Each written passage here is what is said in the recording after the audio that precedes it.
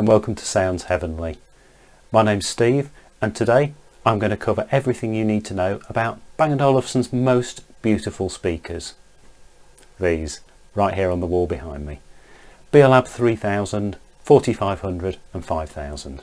Come and join me.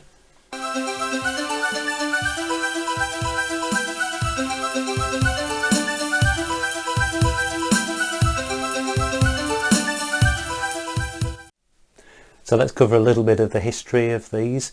They were referred to as the Mondrian speakers, although they had no connection with that artist. They really just evoke his style of wall painting. And as I mentioned at the start, I think these are Bang & Olufsen's most beautiful speakers. So they were first produced in 1998 in the smaller Beolab 3000 that you see here and a taller Beolab 5000. So both had the same amplifiers. In 1992 the Beolab 5000 was discontinued and the smaller Beolab 3000 was rebadged Beolab 4500. The only real difference being the change from an orange display in the smoked section down here to a green display, and that matched the changes that were being made in the larger Beolab Penta speakers at the time. So functionally and sound quality wise, absolutely no difference between the 3000 and the 4500. There was also an unpowered passive Beovox version of the Beolab 3000 and Beolab 5000. So they lost the bottom section here, so they didn't have this smoked panel. They also didn't have the silver section next to it. Basically there was no power amplifier and purely red and black screw terminals for connection to an amplifier. We'll cover those Beovox versions right at the end of the video, so please feel free to use the link in the comments to skip directly to that part of the video. So I thought it would be useful to get an assistant to help me so that we can look at the connections on these speakers and how to get the best of them. So I'm going to introduce you to someone who you've probably met before, who's got as much experience with these speakers as I have. Hi. Hi. Nice shirt. Thank you. I'll go and sort out the cables. That sounds like a good plan. We'll see you in a moment. Okay, so while Steve's getting the cables sorted, let's have a quick talk through what's on here. So we've got on each speaker 2 Powerlink sockets, we've got a 4-pin Speakerlink socket, a Phono RCA line socket, and we've got some speaker switches. So we're ready for the first cable. We're going to start with connecting the speakers to a traditional Bang & Olufsen system with 8-pin Powerlink sockets. So we're going to basically have an 8-pin DIN connection at each end, and in this case, to get the speaker displays to light up, you must use fully wired Powerlink Mark II cables. They have extra wiring inside that makes the speaker displays work from a compatible B&O system.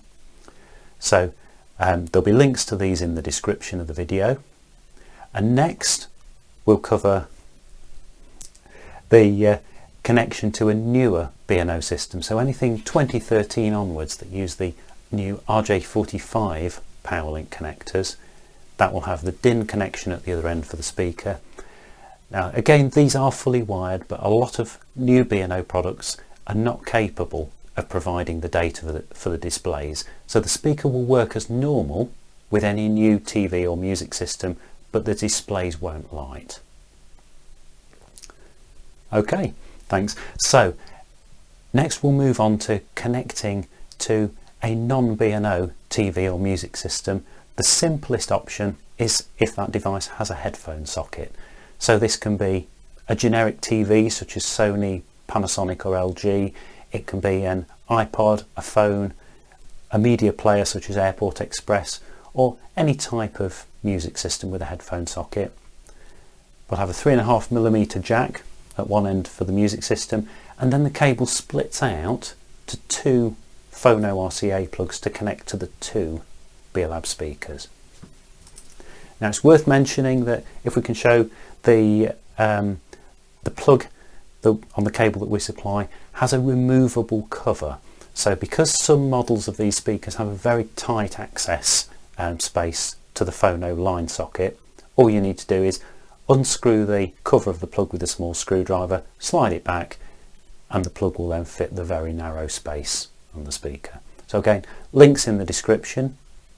And then we'll cover if you have either an AV receiver with pre-out sockets, a music player such as Sonos Connect or Blue Sound Node with phono volume controlled outputs, or if you're using a preamplifier from a hi-fi system that has variable volume RCA outputs, then again this cable will connect two speakers to the system. And again the same thing applies if you have the version of the speaker with the very narrow access around the phono socket, simply use a small screwdriver to undo the outer cover of the plug and it will fit perfectly. So one cable connects two speakers. And the final option we'll look at here is if you have a late 1980s Bang and Olufsen Beocenter Beomaster system, then you may find the only connection option is a 4-pin Speakerlink output. In this case you can use this special 4-pin Speakerlink plug that will give you sound to the speakers and will light up the displays. In particular, Beomaster 5500 and Beocenter 9000 are the ones that will need to use this, as they don't have Powerlink outputs. And then finally, thank you, we're going to look at the connection to a generic power amplifier. So this applies if you have the Beovox version of the speaker without the lower section of the amplifier.